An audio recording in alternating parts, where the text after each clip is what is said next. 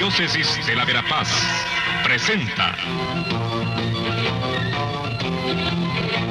El Pueblo de Dios, el pueblo de la esperanza. Estimados amigos, una vez más tenemos el gusto de entrar en sus hogares a través de este programa, con el mensaje de crecimiento espiritual y familiar.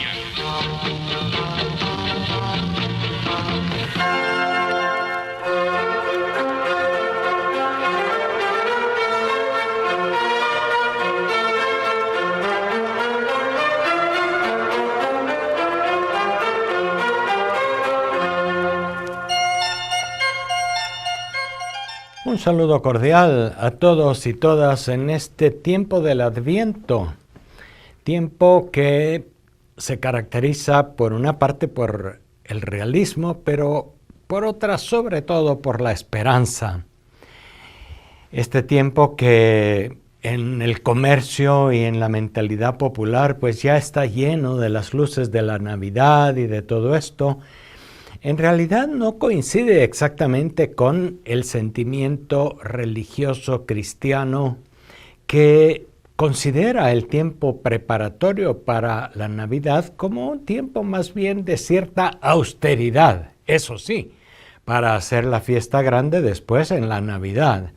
Pero antes el Adviento está más bien marcado por la conversión, por la reflexión, por la oración, en espera de un acontecimiento importante, en preparación de un acontecimiento tan fundamental en la vida cristiana y en nuestra fe como es el recordar el nacimiento de Jesús.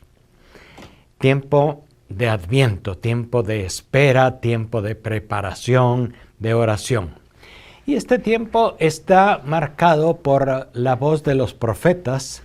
Y una de las figuras que nos llama más la atención en el tiempo del Adviento es la figura de Juan el Bautista, a quien se denomina el último de los grandes profetas del Antiguo Testamento y quien definitivamente tenía ese modo, ese talante de aquellos grandes profetas veterotestamentarios.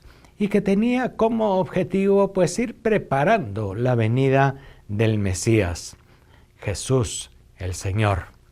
Por lo tanto, en primer lugar ponemos nuestra atención en el Evangelio de Lucas el día de hoy, en este personaje, Juan el Bautista.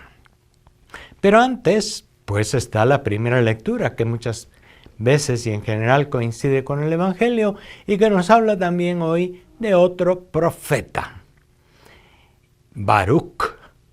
Este profeta que le tocó levantar el ánimo de Jerusalén, de los pueblos, del pueblo judío y de todas las tribus de Israel, después de la destrucción de Jerusalén, de aquel tremendo exilio que le causó al pueblo elegido el imperio babilónico.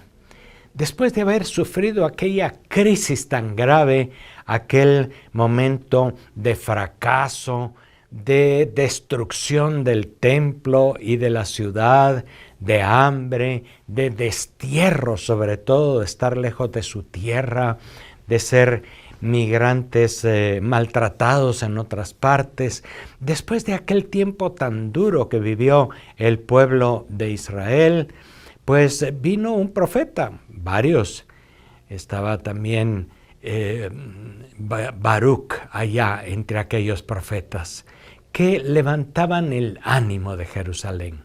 Y si nosotros nos fijamos detenidamente en la primera lectura que se ofrece en este ciclo C, en el segundo domingo del Adviento, nos damos cuenta de que es como una explosión de gozo y de alegría.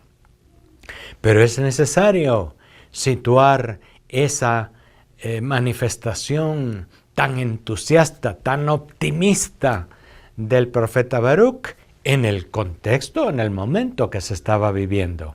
Aún las cosas no se habían solucionado, por supuesto.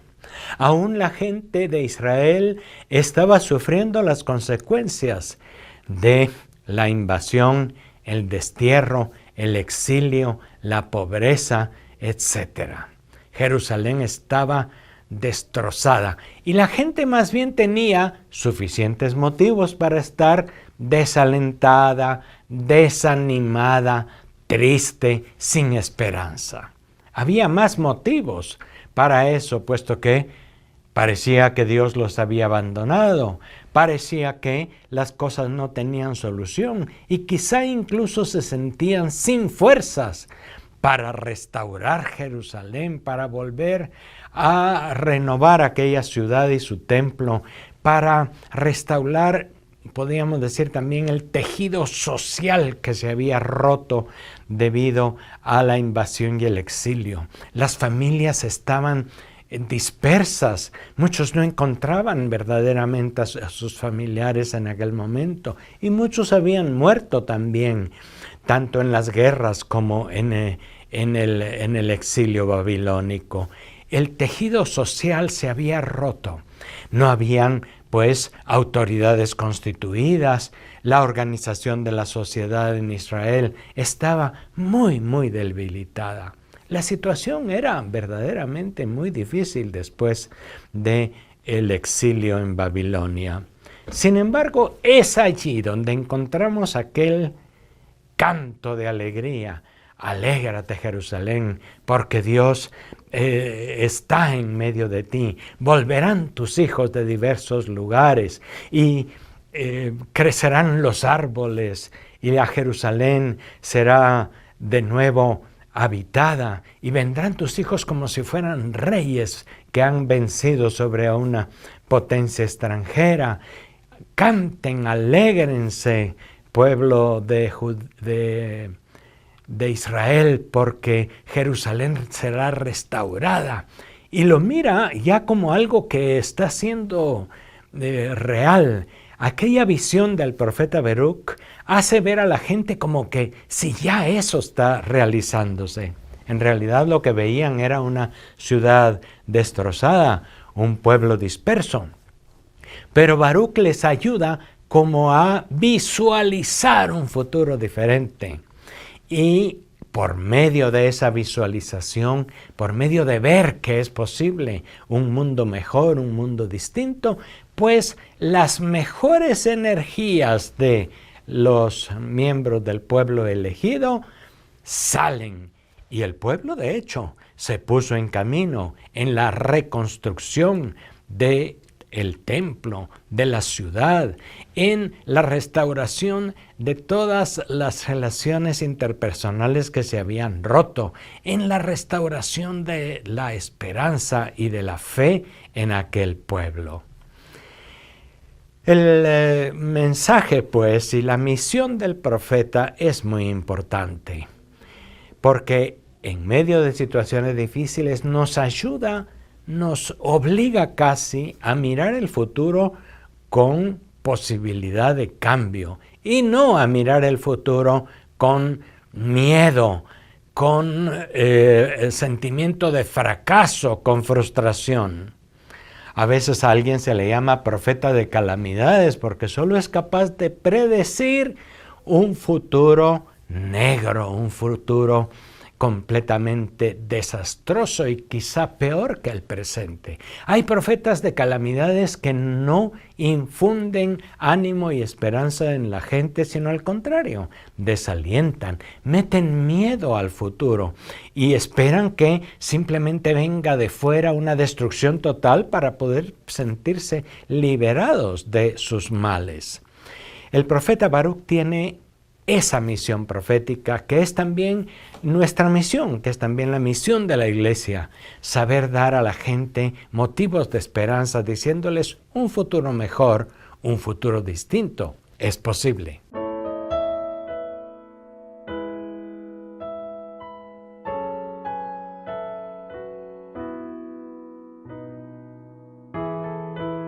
Y después de ver la misión del profeta, en aquellos tiempos del post-exilio, saltamos hasta los tiempos de Jesús y nos encontramos con Juan el Bautista. Había mucho tiempo que no había habido ningún gran profeta en Israel y la gente como que también anhelaba la voz de Dios, la voz de esperanza que venía a través de los profetas. Y por lo tanto surge aquel Juan el Bautista, que tuvo mucho éxito entre la gente, que era un hombre muy austero, que anunciaba la venida del Mesías y que él mismo vivía una vida muy exigente y muy dura. Había instituido también un bautismo de penitencia en el Jordán y mucha gente iba allá, escuchaba sus predicaciones y participaba en aquellos bautismos porque la gente tenía esperanzas de que las cosas cambiaran.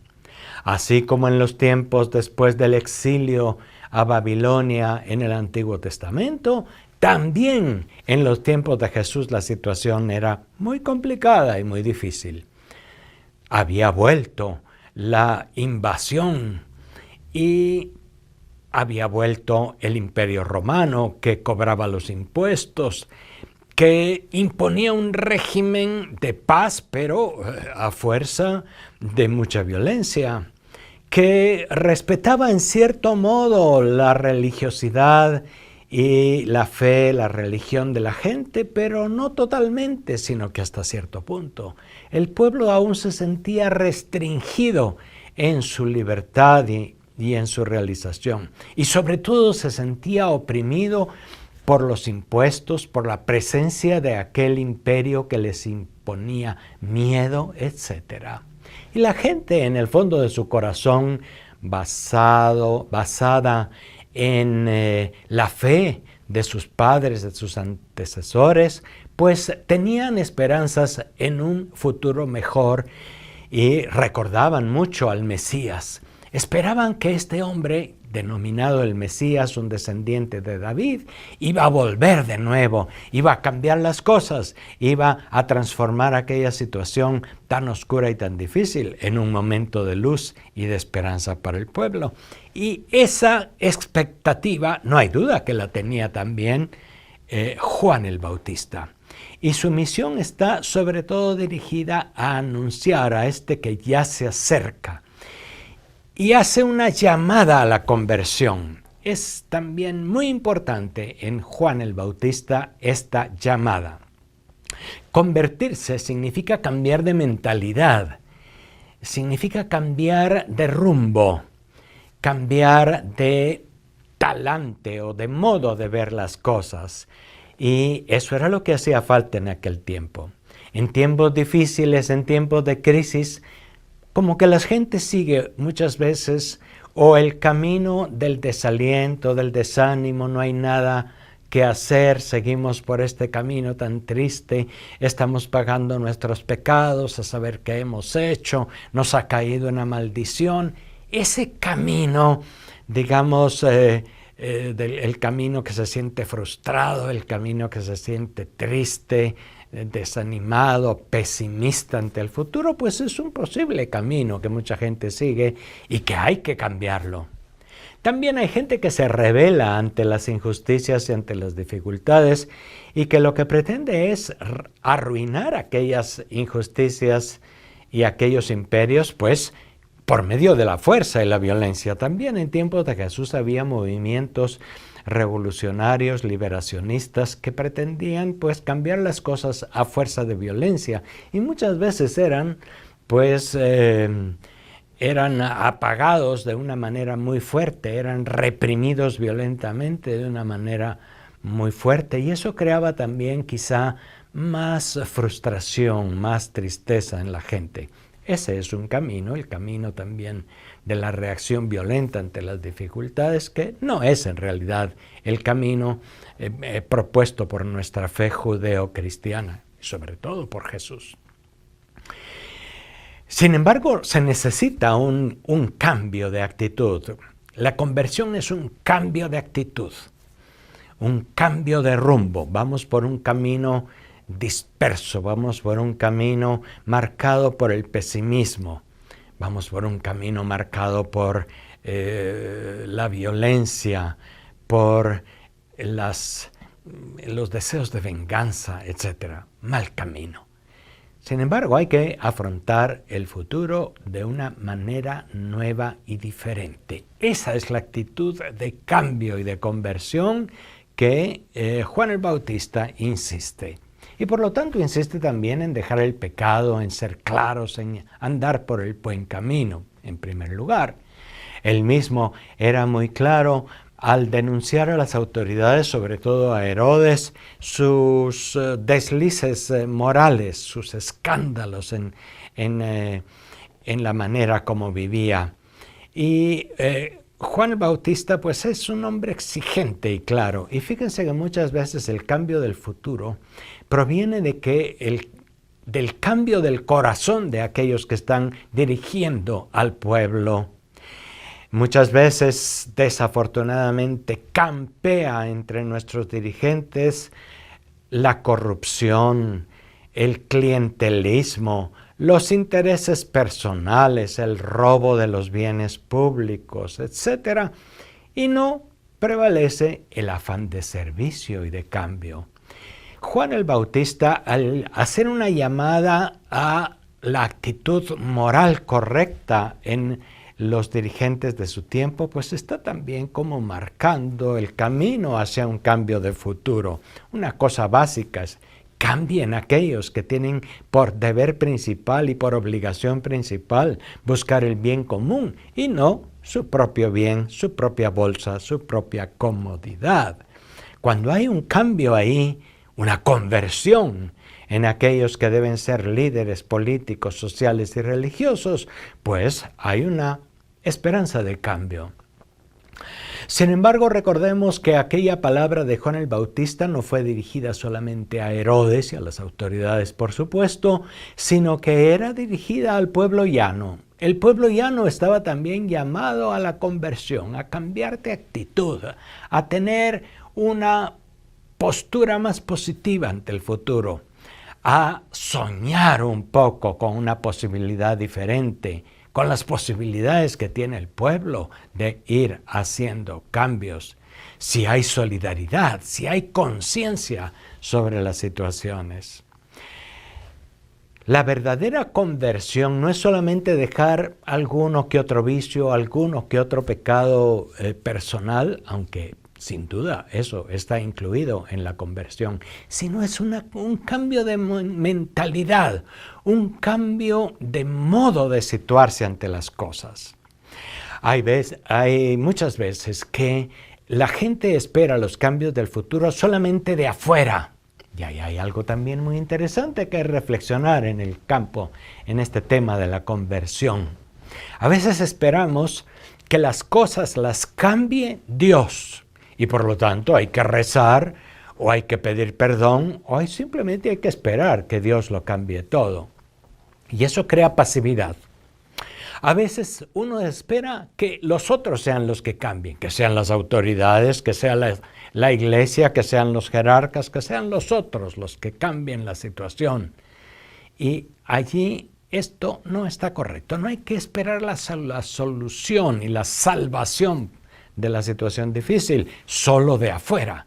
Hay que confiar en las propias posibilidades y ponerse en camino.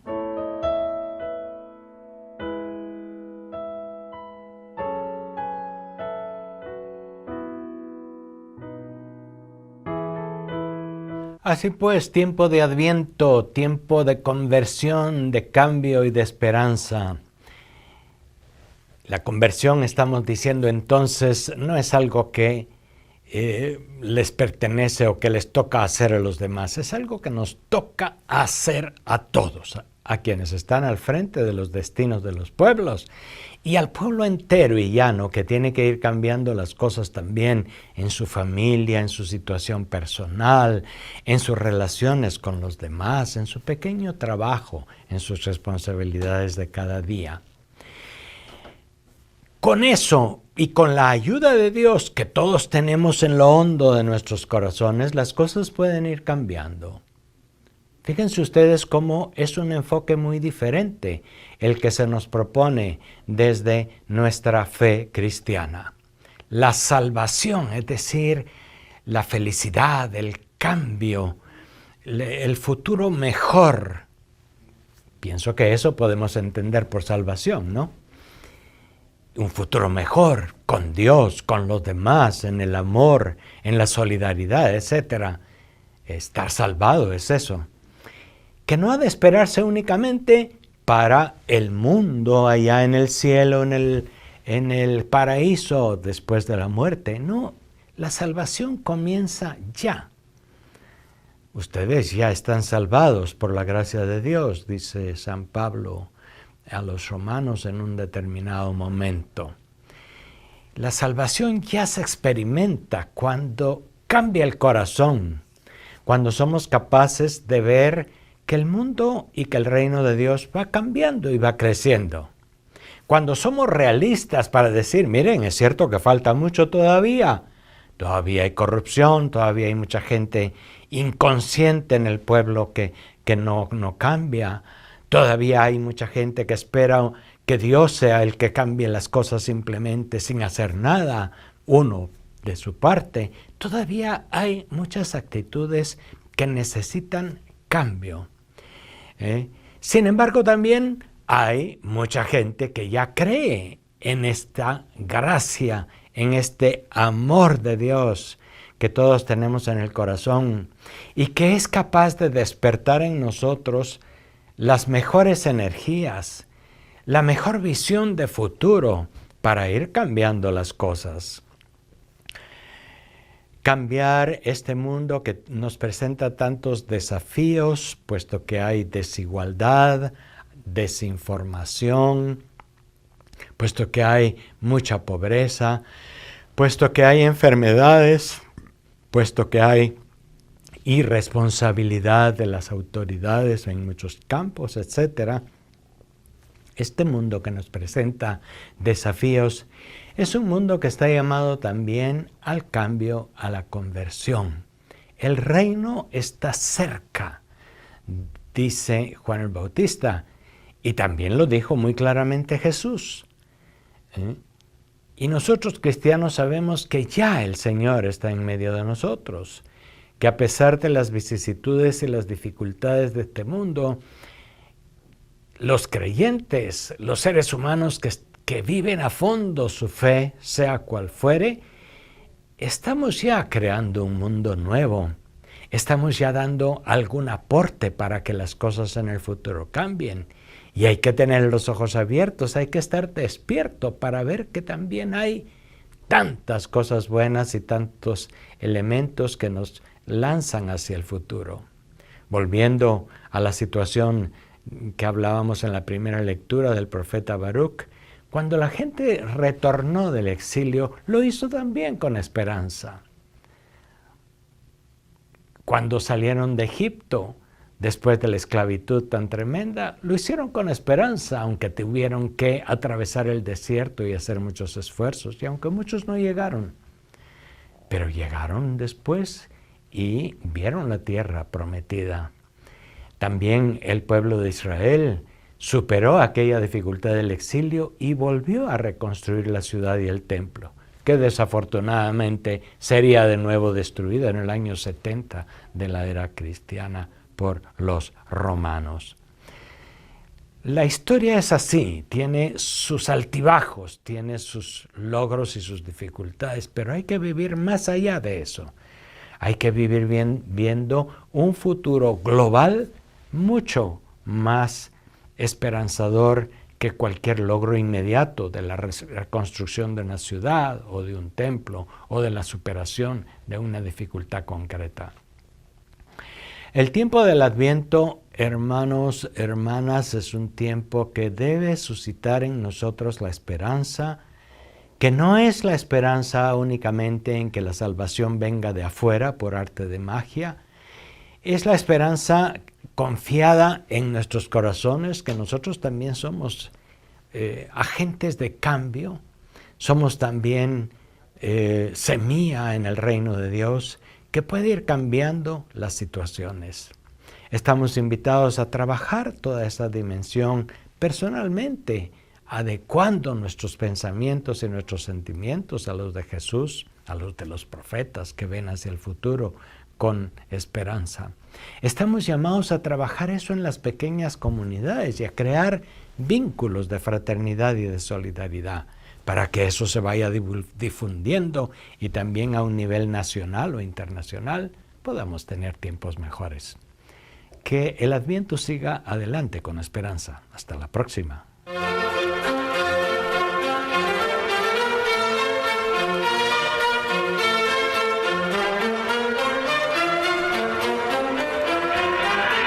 La Diócesis de la Verapaz presentó